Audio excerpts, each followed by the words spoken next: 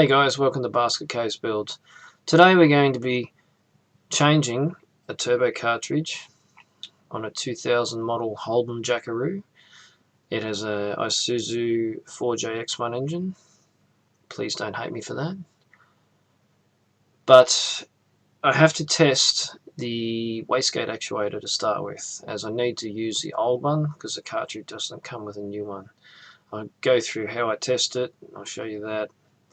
Removal of the cartridge, installation of the new cartridge, and then how I get around putting the old actuator back on and having to adjust it, even though it's in a non-adjustable style of wastegate actuator. Sit back and join us on another adventure. Wastegate actuator down here, it's connected via that hose there. And we're going to, by the manual, we're going to do, it says here that we need 2 millimeters of rod movement of the actuator to 15.4 to 16.7 psi. So we'll have something in respects to that image there going on. We will have regulated air through the regulator at between 15 and 16 psi coming into the actuator, which if it's in good condition, which we want to find out, it will move and override the spring and move that 2 millimeters at that regulated pressure only. I'm not sure, I haven't pulled this apart yet to see whether it's an adjustable one. Some are, some aren't. Some you've got to try and you can put washers under it to change it. But anyway, we'll see what happens. As long as we get that 2 millimeters of rod movement between 15 and 16 psi, we'll be happy. So you can see in the background here, I've got the regulator and hose and whatnot. Alright, let's hook this up.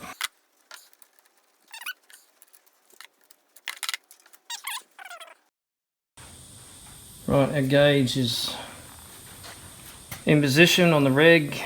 We're plumbed in.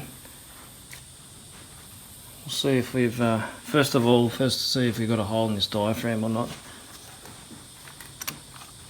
Don't take it past 16 psi.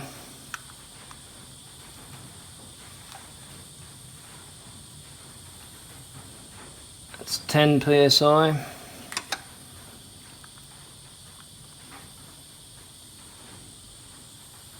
It's 15. So that's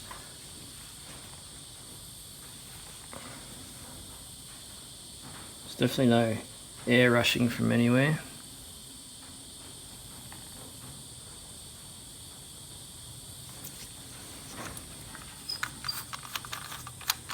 Alright, that's a good sign.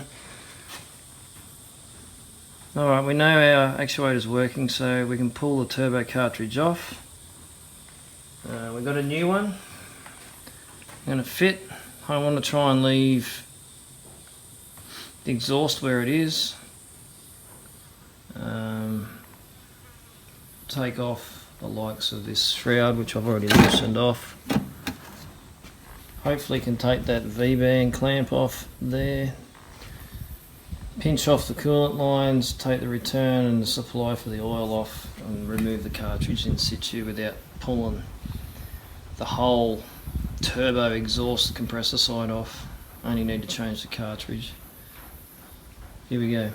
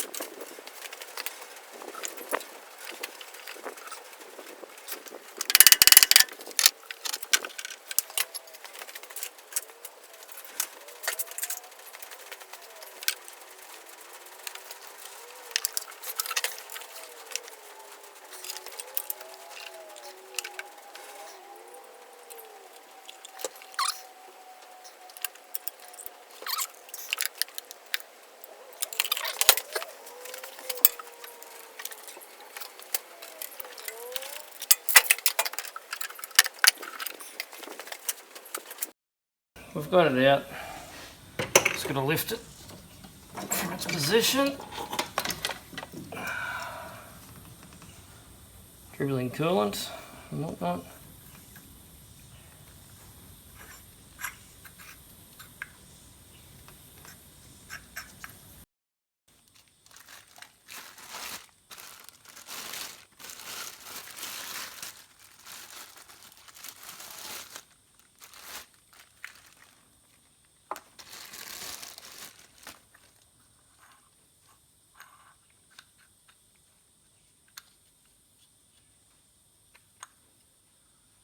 Just doesn't have half the movement. I haven't measured it physically, but the other one's that noisy, it's not funny. Anyway, that is going in there. Let's do it.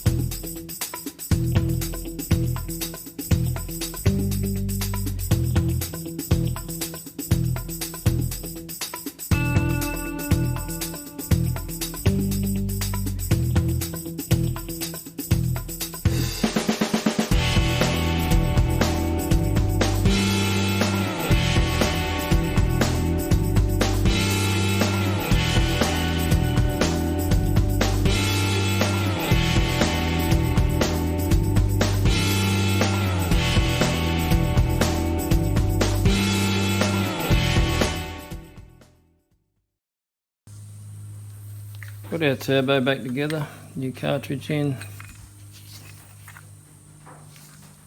Let's fit her up. Once we've fitted it, before I put this back on, the pressure side of the oil gallery, I'm going to fill it up with oil, and that way it'll start with without lack of lubrication. Let's do it.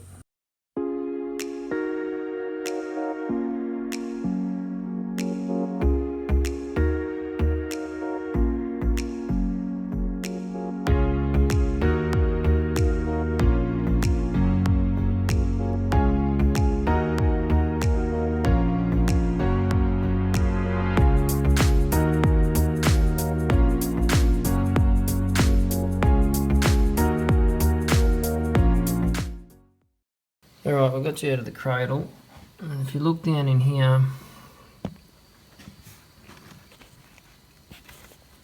there's the rod there. Follow my finger line along. The rod coming out of the actuator, which is there. Now, to make that rod move 2 millimeters, which I have to, as per spec, I have to give it 22 psi of pressure, which is wrong. It needs to be roughly 15 or 16. So that's going to be boosting at 22 psi and then unloading out the exhaust, which we don't want. It's excessive boost. One thing you can do, but we can't do it in this stage, or this problem, if it's the other way around,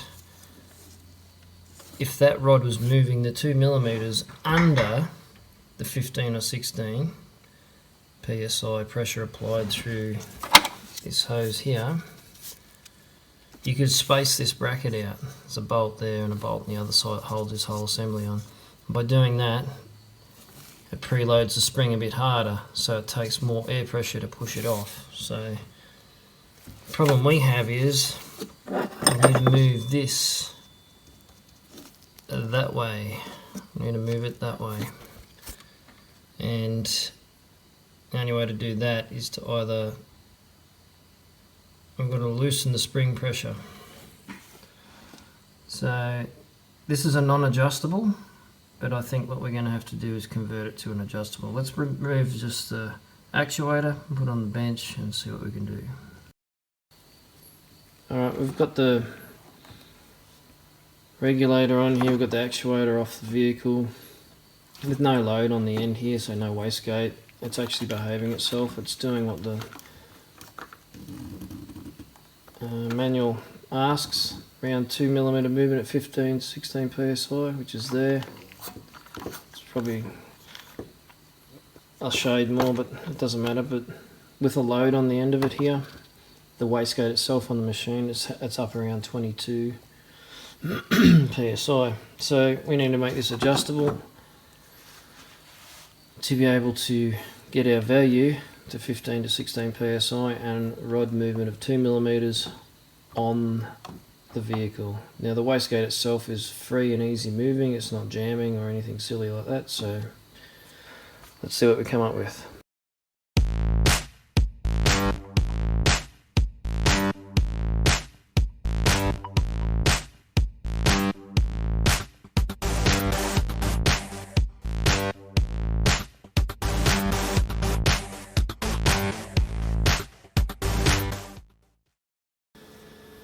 Gone a bit of a different route. I welded on another bolt, and the other way I didn't have anything really to weld to, so I've left the head of the bolt on there. This is a bit rough, as you'll see, but put this in the drill, do it up. This is how I sort of got it reasonably square. Not too bad, a little bit cockeyed, but hey, it's going to work. So I tacked it in position first, and then worried about getting it straight, and then folded it up, I'll grind her up and put a lock nut on it, and we'll go from there. I've also managed to weld a serrated nut to a spacer this time, a bit different. So that'll go on there like such. Screw in, I'll have a lock nut running up and down there to lock it against the serration. That's our movement in that area to change the length of our rod to get our 2mm of travel over the whole length of the actuator rod. Alright, let's put it together. This is the finished polished turd. Looks a bit horrible, but it's a bit agricultural, but it works. It sits pretty straight. It's basically one bolt, an extra nut, a nut welded onto a sleeve, and then a head of a bolt welded on the end, so I had something else to weld the rod to. I now have an adjustable actuator, so my ECM does not have a fit. Righto, let's get this actuator fitted and adjusted.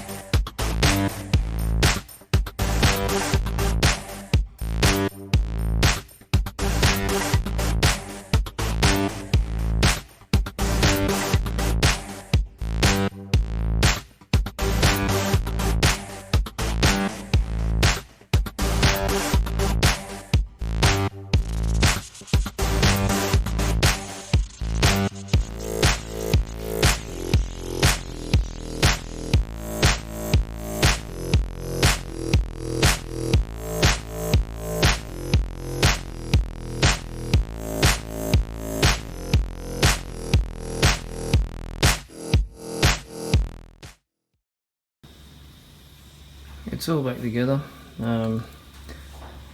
Apart from the intake tube, we're going to have to crank it for a bit due to the oil rail supply line was removed. I changed the injector loom out. I'll just grab it. Changed it out while it was apart. I didn't film it. It was all held on with zip ties, except for that one and one other. That one. The clips break on them.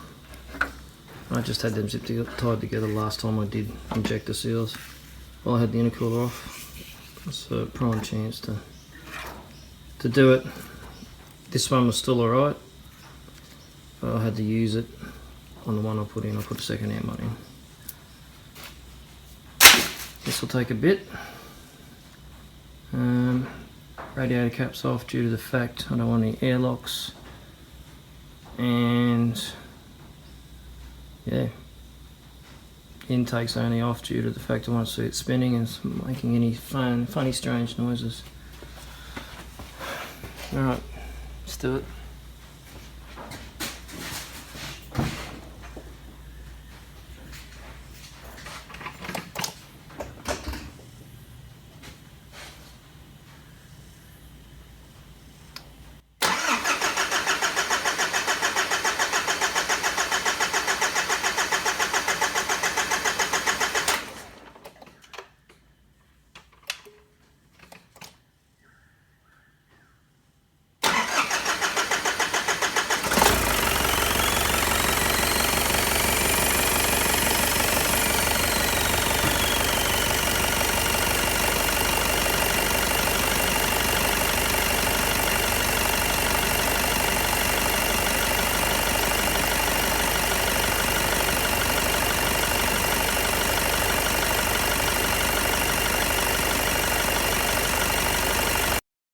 Thanks for watching Basket Case Builds. Stay tuned for new videos coming soon.